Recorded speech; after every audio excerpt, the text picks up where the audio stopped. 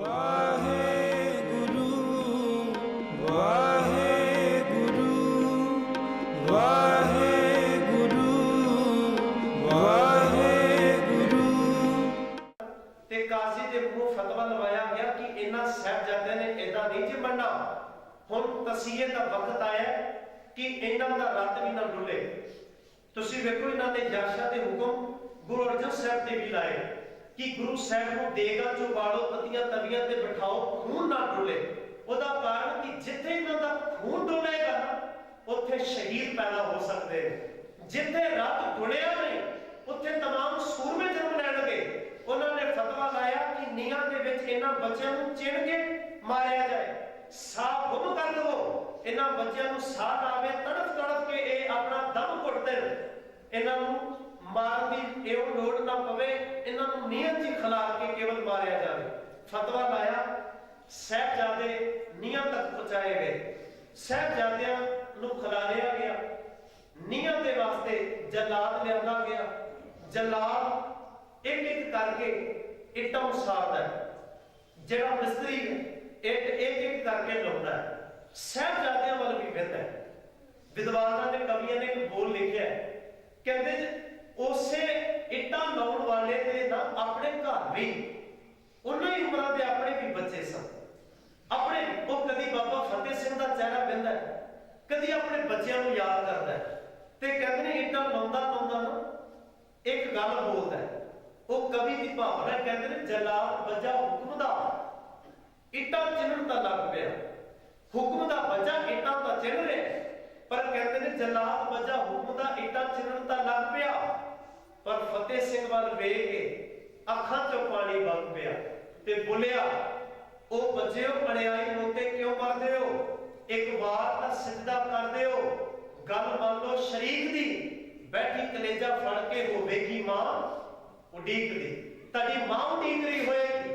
ਮੇਰੀ ਗੱਲ ਮੰਨ ਲਓ, ਤੁਸੀਂ ਘਰ ਪਰਤ ਜਾਓ, ਈਨ ਮੰਨ ਲਓ, ਤੁਸੀਂ ਜਾ ਕੇ ਆਪਣੀ ਮਾਤਾ ਨੂੰ ਮਿਲ ਲਓ, ਤੁਹਾਡੀ ਮਾਂ ਉਡੀਕਦੀ ਹੋਏਗੀ।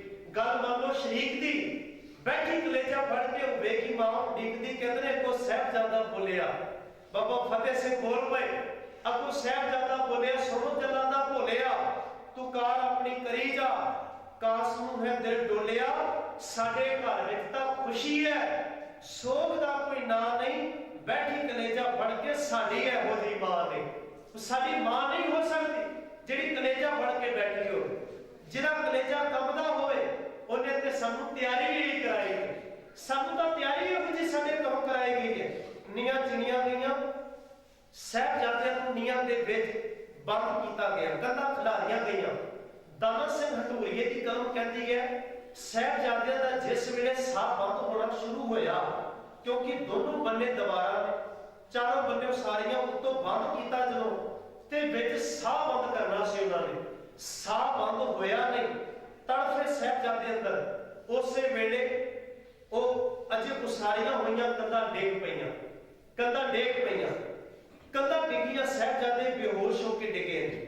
ਜਿਸ ਵੇਲੇ ਉਹਨਾਂ ਨੂੰ ਫਿਰ ਉਠਾਇਆ ਗਿਆ, ਬੇਹੋਸ਼ੀ ਤੋਂ ਕੱਢਿਆ ਗਿਆ, ਅਗਲਾ ਫਤਵਾ ਫਿਰ ਕਾਜ਼ੀ ਨੇ ਲਾਇਆ ਕਿ ਉਹ ਨੀਹਾਂ ਵਿੱਚ ਨਹੀਂ, ਨੀਹਾਂ ਵਾਰ-ਵਾਰ ਡਿੱਗਣਗੀਆਂ। ਹੁਣ ਉਹਨਾਂ ਨੂੰ ਬੇਹੋਸ਼ੀ ਤੋਂ ਕੱਢ ਕੇ ਉਹਨਾਂ ਨੂੰ ਫਿਰ ਖਿਲਾਰਿਆ ਗਿਆ। ਤੇ ਦਾਨਾ ਸਿੰਘ ਹੰਡੂਰੀਆ ਕਹਿੰਦਾ ਕਿ ਬਕਾਇਦਾ ਉਸ ਵੇਲੇ ਉਹਨਾਂ ਤੇ ਇੱਕ ਤਸੀਹਾ ਲੱਗਾ ਕਿ ਹੁਣ ਇਹਨਾਂ ਦੇ ਧੜ ਨਾਲੋਂ ਸਿਰ ਜੁਦਾ ਕਰ ਦੇਵੋ।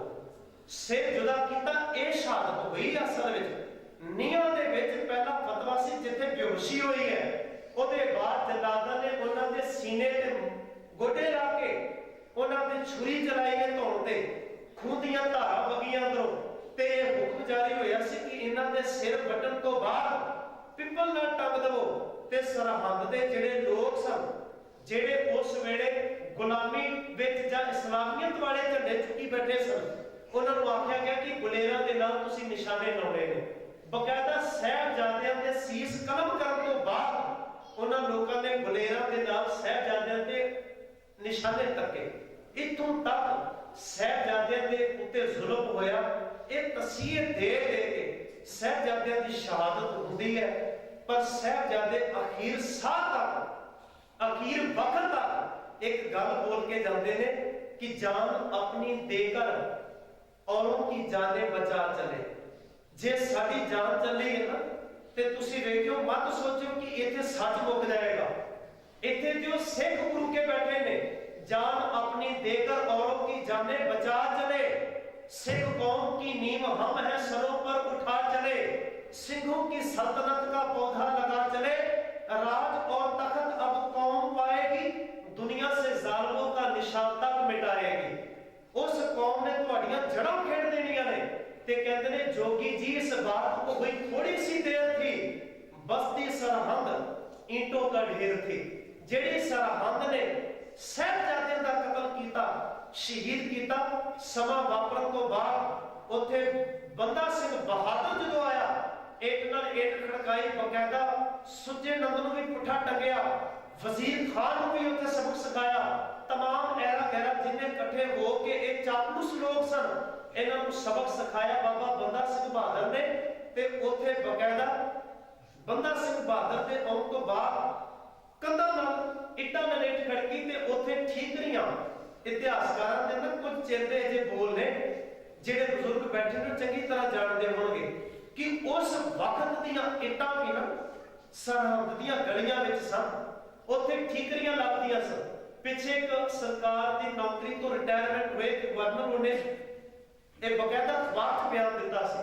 ਕਹਿੰਦੇ ਮੈਂ ਛੋਟਾ ਹੁੰਦਾ ਸਾਂ ਤੇ ਮੇਰੇ ਬਜ਼ੁਰਗਾਂ ਨੇ, ਵੱਡੇ ਵਡੇਰਿਆਂ ਨੇ ਸਾਕਾ ਸਰਹੰਦ ਦੱਸਿਆ, ਚਾਹ ਪੈਦਾ ਹੋਇਆ। ਤੇ ਕਹਿੰਦੇ ਮੈਂ ਬਚਪਨ 'ਚ ਗਿਆ, ਸਰਹੰਦ ਦੀਆਂ ਗਲੀਆਂ 'ਚ ਗਿਆ ਤੇ ਕਹਿੰਦੇ ਉੱਥੇ ਠੀਕਰੀਆਂ ਲੱਭਦੀਆਂ ਸਨ, ਠੀਕਰੀਆਂ ਯਾਦ ਆਉਂਦੀਆਂ ਸਨ, ਕੰਧਾਂ ਮੂੰਹ ਬੋਲ ਕੇ ਦੱਸਦੀਆਂ ਸਨ ਕਿ ਇੱਥੇ ਜੇ ਸਾਹਿਬਜ਼ਾਦਿਆਂ ਦੀ ਸ਼ਹਾਦਤ ਹੋਈ ਤੇ ਬੰਦਾ ਸਿੰਘ ਬਹਾਦਰ ਨੇ ਕਿਵੇਂ ਸਰਹੰਦੀ ਇੱਕ ਨਾਲ ਇੱਕ ਖੜਕਾਈ, ਮਗਰੋਂ ਕਿਵੇਂ ਉਹਨੂੰ ਇੱਕ ਰਾਜ ਦਾ ਤਖਤ ਦਾ ਥਾਂ ਦਿੱਤਾ।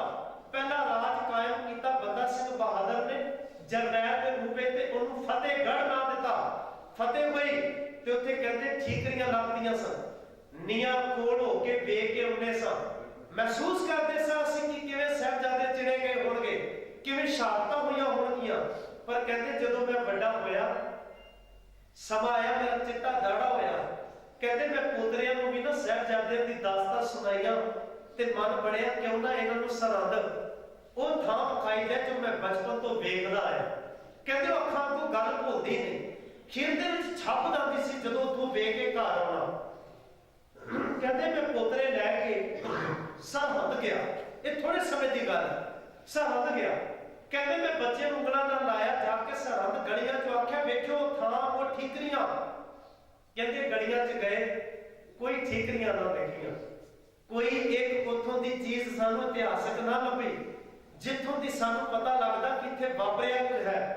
ਕਹਿੰਦੇ ਨੇ ਜਦੋਂ ਜਾ ਕੇ ਆਖਿਆ ਕਿ ਉਹ ਨੀਹਾਂ ਦੇ ਦਰਸ਼ਨ ਕਰੀਏ, ਉੱਥੇ ਵੇਖਿਆ ਤੇ ਸਰੂਪਾਂ ਦੇ ਪ੍ਰਕਾਸ਼ ਕਰਕੇ ਤੇ ਖੰਡ ਪਾਠਾਂ ਦੇ ਲੜੀਆਂ ਚੱਲ ਰਹੀਆਂ ਨੇ। ਅਖੰਡ ਪਾਠ, ਮੈਂ ਬੇਨਤੀ ਕਰਾਂ ਬੁਰਾ ਨਾ ਮੰਨਿਓ, ਗੁਰੂ ਗ੍ਰੰਥ ਸਾਹਿਬ ਸੱਚੇ ਪਾਤਸ਼ਾਹ ਜੀ ਦਾ ਪ੍ਰਕਾਸ਼ ਹੋਵੇ, ਮੁਬਾਰਕ ਹੈ, ਪਰ ਅਸੀਂ ਆਪਣੀਆਂ ਇਤਿਹਾਸਕ ਇਮਾਰਤਾਂ ਢਾਹ ਕੇ ਉੱਤੇ ਪ੍ਰਕਾਸ਼ ਕਰ ਦਈਏ, ਇਹ ਸੋਚਣ ਦੀ ਲੋੜ ਹੈ। ਪ੍ਰਕਾਸ਼ ਕਿਤੇ ਹੋਰ ਵੀ ਹੋ ਸਕਦੇ ਨੇ, ਪ੍ਰਕਾਸ਼ ਤਾਂ ਸਾਡੇ ਸਾਰੇ ਗੁਰਦੁਆਰਿਆਂ 'ਚ ਹੋ ਰਹੇ ਨੇ, ਉੱਥੇ ਘੱਟੋ ਘੱਟ ਇਮਾਰਤਾਂ ਸੰਭਾਲੀਆਂ ਜਾਂਦੀਆਂ, ਨਜ਼ਦੀਕ ਗੁਰਦੁਆਰਾ ਬਣਾ ਕੇ ਉੱਥੇ ਪ੍ਰਕਾਸ਼ ਹੁੰਦਾ, ਸੰਗਤ ਸਜਦੀ। ਪਰ ਸਾਡੀ ਘੱਟੋ ਘੱਟ ਮੂੰਹ ਬੋਲਦੀਆਂ ਕੰਧਾਂ, ਦੀਵਾਰਾਂ ਉਸਾਰੀਆਂ, ਉਹ ਇਮਾਰਤਾਂ ਤਾਂ ਰਹਿਣ ਦਿੰਦੇ ਨਾ, ਪਰ ਸਾਰਾ ਕੁਝ ਉੱਥੇ ਢੱਕੇ। ਅੱਜ ਤੱਕ ਇੱਟ ਵੀ ਨਜ਼ਰ ਨਹੀਂ ਆਉਂਦੀ ਉੱਥੇ, ਇੱਕ ਇੱਟ ਵੀ ਨਹੀਂ ਦੇਖਦੀ। ਕਹਿੰਦੇ ਜਦੋਂ ਮੈਂ ਬੱਚਿਆਂ ਨੂੰ ਵਿਖਾਇਆ, ਮੇਰੇ ਪੋਤਰੇ ਕਹਿੰਦੇ ਦਾਦਾ ਤੂੰ ਤਾਂ ਕਹਿੰਦਾ ਸੀ ਮੈਂ ਬਚਪਨ 'ਚ ਬੜਾ ਕੁਝ ਖੁਦ ਵੇਖਿਆ, ਵਿਖਾਓ ਇੱਟਾਂ ਕਿੱਥੇ ਨੇ, ਕੰਧਾਂ ਕਿੱਥੇ ਨੇ। ਕਹਿੰਦੇ ਮੈਂ ਬੱਚਿਆਂ ਦੇ ਸਵਾਲਾਂ ਦਾ ਜਵਾਬ ਨਹੀਂ ਦੇ ਸਕਿਆ। ਜੋ ਕਹਿੰਦਾ ਮੈਂ ਵੇਖਿਆ, ਮੇਰੇ ਹਿਰਦੇ ਵਿੱਚ ਜਿਹੜਾ ਸੀਨ ਬਣਿਆ, ਤਸਵੀਰ ਬਣੀ, ਮੈਂ ਆਪਣੇ ਹਿਰਦਿਆਂ, ਬੱਚਿਆਂ ਦੇ ਹਿਰਦਿਆਂ ਦੇ ਵਿੱਚ ਉਹ ਤਸਵੀਰ ਨਹੀਂ ਬਣਾ ਸਕਿਆ, ਦਿਖਾ ਨਹੀਂ ਸਕਿਆ ਕਿ ਉਹ ਕਿੱਦਾਂ ਹੋਇਆ ਹੋਏਗਾ। ਅੱਜ ਠੰਡੇ ਬੁਰਜ ਵੀ ਤੁਸੀਂ ਜਾਓ, ਉੱਥੇ ਇੱਕ ਗੁਰਦੁਆਰਾ ਉੱਤੇ ਬਣਿਆ, ਪ੍ਰਕਾਸ਼ ਕੀਤਾ, ਠੰਡਾ ਬੁਰਜ ਵੀ ਨਾ, ਤੁਹਾਨੂੰ ਮਹਿਸੂਸ ਨਹੀਂ ਹੋਏਗਾ ਕਿ ਇਹ ਠੰਡਾ ਬੁਰਜ ਜਿੱਥੇ ਕਿਵੇਂ ਹਵਾਵਾਂ ਠੰਡੀਆਂ ਵਗਦੀਆਂ ਹੋਣਗੀਆਂ। ਥਾਂ ਥਾਂ ਤੇ ਕੱਲਾ ਪ੍ਰਕਾਸ਼ ਕਰਨ ਨਾਲ ਨਹੀਂ ਜੇ ਸਰਦਾ, ਇਤਿਹਾਸਕ ਥਾਵਾਂ ਮੂੰਹ ਬੋਲਦੀਆਂ ਇਤਿਹਾਸ ਦੀਆਂ ਉਹ ਬਾਤਾਂ ਪਾਉਂਦੀਆਂ ਨੇ, ਉਹ ਸੰਭਾਲਣ ਦੀ ਲੋੜ ਹੁੰਦੀ ਹੈ। ਸਤਿਗੁਰ ਕਿਰਪਾ ਕਰਨ, ਬਖਸ਼ਿਸ਼ ਕਰਨ। ਜਿੱਥੇ ਸਰਹੰਦ ਦਾ ਇਹ ਸਾਕਾ ਵਾਪਰਿਆ, ਚਮਕੌਰ ਦਾ ਸਾਕਾ ਵਾਪਰਿਆ, ਕਲਗੀਧਰ ਸੱਚੇ ਪਾਤਸ਼ਾਹ ਜਨਮ ਦੇ 4 ਫਰਜ਼ੰਦ, 4 ਸਾਹਿਬਜ਼ਾਦੇ ਕੌਮ ਤੋਂ ਜਿੰਦੜੀਆਂ ਵਾਰਦੇ ਨੇ, ਔਰ ਸਾਡੇ ਤੇ ਇੱਕ ਭਰੋਸਾ, ਇੱਕ ਵਿਸ਼ਵਾਸ ਕਰਕੇ ਗਏ। विश्वास किया साहबजादे ने साडे ते कि की होया जे असीं गुरु गोबिंद सिंह दे वारस उन्हां दे पुत्तर अपनी जानां दे चले आ, पर जिन्हां ते भरोसा है वो सिरे लाउणगे गल सिरे लाउणगे। पर सुखमनी साहब का एक पता चेते होता है कि अपनी प्रतीत आप ही खोवे बहुत उसका विश्वास ना होवे। उत्ते मुड़ मुड़ के विश्वास नहीं हो सकता जिहड़ा विश्वास का घात कर देवे। साडे ते विश्वास है साहबजादियां नूं कि जिथे आप दस्तारां सजाउणगे, ककारां नाल प्यार करनगे, गुरबाणी नूं मन नाल पढ़नगे, एक खुद इतिहास नूं पढ़ के प्रचारनगे, सच की गल करनगे, ये सरकारां के कदी नहीं बिकाऊ किस्म दे बनणगे। एक भरोसा है, एक अकीदा है साडे ते। आओ रल के फर्ज निभाइए, अपनी ज़मीर नूं विकर ना देइए, मंडियां दे विच ज़मीरां बिकाऊ ना लाइए। खरीदण वाले बहुत घूम रहे ने गली गली, पूछे पूछे आवाज़ां मार रहे ने, पर विकण वाले जे हुण तां बिकाऊ किस्म दे लोग खरीदे ने। आओ रल के यतन करिए, अपनी ज़मीर, अपना ईमान, अपना भरोसा पक्का रखिए। बेअदब मेरियां सतगुर कृपा करन, बख्शिश करन।